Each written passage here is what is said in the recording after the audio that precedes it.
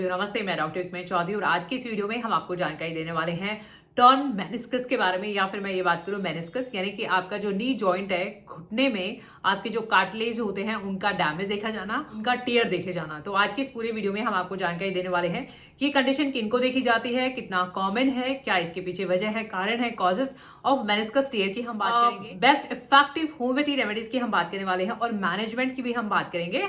पूरी जानकारी के लिए आपको पूरा वीडियो जरूर देखना है। सबसे पहले हम जान लेते हैं कि मेनिस्कस क्या है। देखो, आपका जो नी जॉइंट देखा जाता है उसमें आपकी जो थाई बोन होती है फीमर और जो आपकी लेग की बोन होती है टिबिया, उन दोनों को जो कनेक्ट करता है, एक तरह से आपका जो नी जॉइंट होता है वहां पे ऊपर और नीचे कार्टिलेज होते हैं जो कि कहीं ना कहीं कुशन, एक तरह से गद्दे का काम करते हैं ताकि आपके जॉइंट इजिली मूव कर पाए, उनको थोड़ा रोटेशन में थोड़ा इजी रहे, शॉक एब्जॉर्ब करते हैं। तो वो जो कार्टिलेज होते हैं दोनों, उनको हम कहते हैं मेनिस्कस। अब वो कार्टिलेज में किसी भी वजह से टियर हो जाए, यानी या तो वो डैमेज है कार्टिलेज, आपका एज के साथ साथ उसमें डैमेज देखा जा सकता है, या फिर कोई बहुत ज्यादा एक्स्ट्रा पुलिंग हुई है, सडन कोई मूवमेंट हुई है बहुत ज्यादा, तो ऐसे केसेस में जो है उनमें टियर देखा जाता है। तो इसको कहते हैं हम टॉर्न मेनिस्कस या फिर टियर इन मेनिस्कस।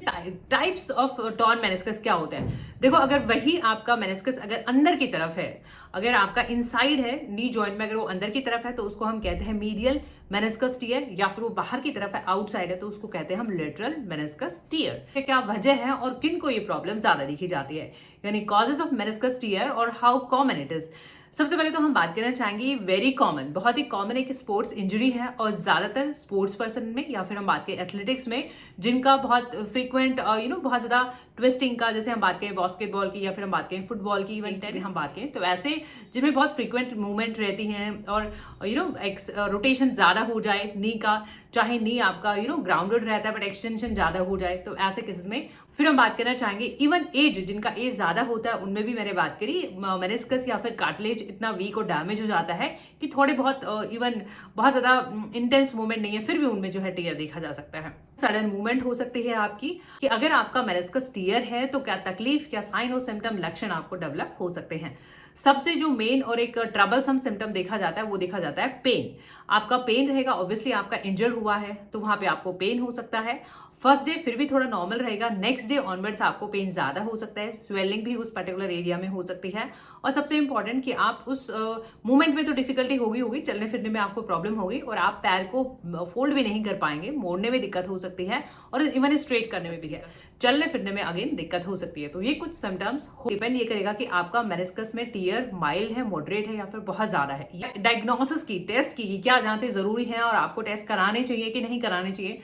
देखो, अगर आपका माइल्ड और मॉडरेट है तो टेस्टिंग रिक्वायर्ड नहीं होता है, बट फिर भी अगर आप रिकवर नहीं कर पा रहे हो, थोड़ा टाइम हो गया है और आपका कंडीशन वर्स होता जा रहा है, पेन बढ़ता जा रहा है, स्वेलिंग भी ज्यादा है, स्वेलिंग में कमी नहीं आ रही है, तो फिर कुछ टेस्ट हैं जो आप करा सकते हैं। नॉर्मली आप अपने डॉक्टर के पास जाएंगे तो वो आपका एक बार फिजिकल एग्जामिन तो करेंगे ही करेंगे कि आपकी मूवमेंट कैसी है, साथ में कोई स्वेलिंग तो नहीं है, क्या क्या साइंस है फिजिकली एग्जामिन करने के लिए।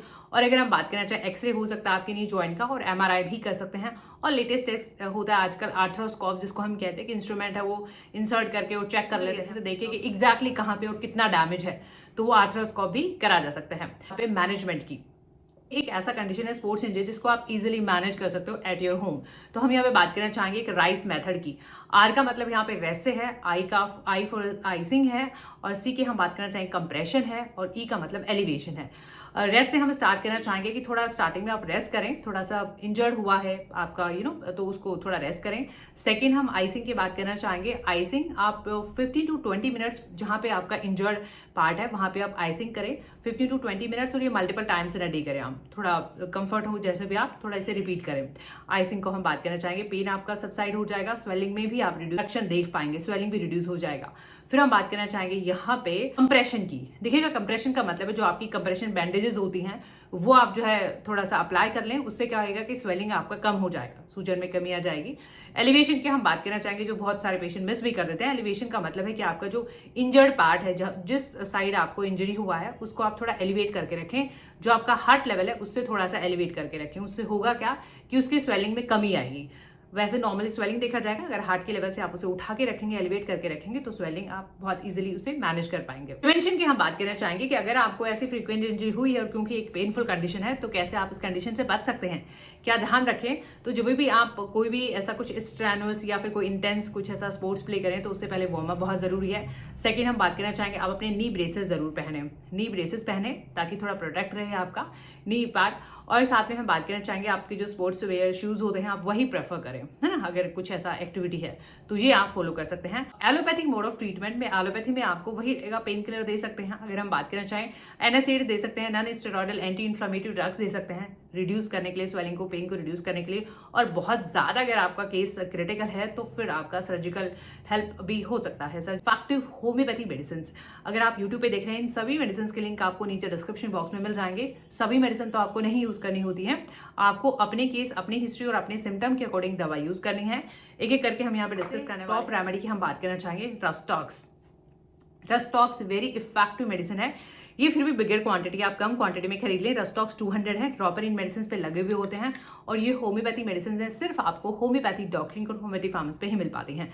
रस्टॉक्स को हम ऐसे केसेस में यूज करते हैं, रस्टॉक्स में स्टिफनेस बहुत देखी जाती है, सिम्टम में भी एक स्टिफनेस भी एक सिम्टम निकल के आता है कि थोड़ा अकड़न सी रहती है, मूवमेंट रिस्ट्रिक्टेड हो जाती है आपकी, तो ऐसे केसेस में रस्टॉक्स रहेगा। और रस्टॉक्स में क्या रहेगा कि थोड़ा मूव करोगे तो थोड़ा बेटरमेंट देखी जाती है। बाकी स्टिफनेस है, अगर आपको स्वेलिंग भी है, तो ऐसे केस में हम रस्टॉक्स यूज कर सकते हैं। 1-2 ड्रॉप लेना है दिन में 1-2 बार खाना खाने से पहले, और आपको रेगुलरली यूज करना है। कम से कम 3-4 डेज या फिर हफ्ते 2 हफ्ते आपको यूज करना पड़ सकता है, डिपेंडिंग कि आपके सिम्टम कितना इंप्रूव हो रहे हैं। यूज करें, ये डिफरेंट कंपनी का भी हो सकता है, बर्नर्ड होम्योपैथी आप डिफरेंट कंपनी का ले लें। ये रस्टॉक्स ऑइंटमेंट है, ये भी आप वहां पे अप्लाई कर सकते हैं, लगा सकते हैं फॉर फास्ट रिकवरी, आप ये भी यूज करें।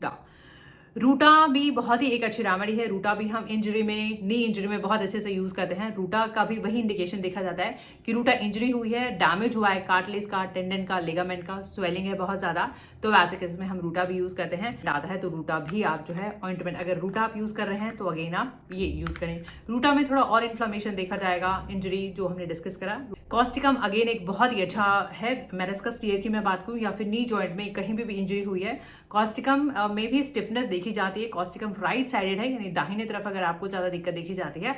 और कॉस्टिकम में क्या देखा जाएगा, कॉस्टिकम में कॉन्ट्रैक्शंस देखे जाएंगे, एज इफ कॉन्ट्रैक्टेड, है ना, जैसे आपको लगेगा कि थोड़ा कॉन्ट्रैक्शन सा हो गया है, तो वैसे केसेस में आप कॉस्टिकम देख सकते हैं। अर्निका मोंटाना, अर्निका बहुत ही प्रीटी फैमिलियर है, स्पोर्ट्स पर्सन को पता ही होगा। होम्योपैथी में अर्निका के बहुत सारे बेनिफिट देखे जाते हैं। अर्निका आपको हर टाइप ऑफ इंजरीज में, अगर मैं बात करूं इंटरनल, यानी कोई ब्रेकेज नहीं हुआ है स्किन का, अर्निका में थोड़ा ब्लूइश डिस्कलरेशन हो जाएगा। अर्निका यूज करते हैं हम ओवर एक्जर्शन की वजह से, यानी बहुत ज्यादा एक्सर्ट हो गया है, तो ऐसे केस में ओवर एक्जर्शन की वजह से बहुत पुलिंग हो गया है और कॉन्टिजेंस है, कोई इंजरी हुआ है, हार्ड हिट ब्लो, तो ऐसे केसेस में हम अर्निका यूज करते हैं। मसल्स में, मसल इंजरी में बहुत ही अच्छी रेमेडी है। अर्निका का भी ऑइंटमेंट आता है, आप अर्निका का ऑइंटमेंट भी लगा सकते हैं, वहां पे लेना वैसे ही रहेगा, 1-2 ड्रॉप दिन में 1-2 बार। ब्रायोनिया एल्बा, ब्रायोनिया एल्बा भी बहुत ही अच्छी रेमेडी है in case of meniscus tier या फिर हम नी जॉइंट इंजरी की बात करना चाहें तो ब्रायोनिया के अगेन इंडिकेशन रहेंगे। ब्रायोनिया में कंप्रेशन से रिलीफ मिलता है और ब्रायोनिया भी राइट साइडेड रेमेडी है, यानी दाहिनी तरफ दिक्कत है और ब्रायोनिया मूवमेंट में बहुत प्रॉब्लम देखी जाती है। अगर मूवमेंट करने से प्रॉब्लम बढ़ रही है तो ब्रायोनिया इंडिकेटेड है। आई होप ये वीडियोस आपकी हेल्प कर सकें। इन वीडियो से आपकी हेल्प होती है तो प्लीज आप इन्हें लाइक करें, चैनल पर रहें तो चैनल को सब्सक्राइब करें, वीडियो शेयर करें for more information. Thank you for your time, thank you for watching, keep supporting, thank you so much, thank you.